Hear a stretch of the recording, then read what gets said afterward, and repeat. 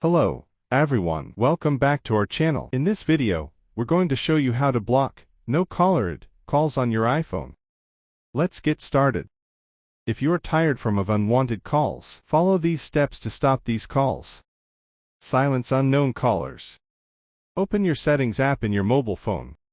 Scroll down and tap Phone. Tap Silence unknown callers. Slide the toggle on. Now, calls from unknown numbers, not in your contacts, will go straight to voicemail without ringing your phone.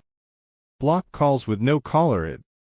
This method blocks calls with hidden or unavailable caller ID. Open Contacts app in your mobile phone. Tap the plus sign to create a new contact. Name the contact, no caller ID, or similar. Tap Add Phone. Enter any fake phone number. Tap Done to save. Go back to Settings and tap Phone.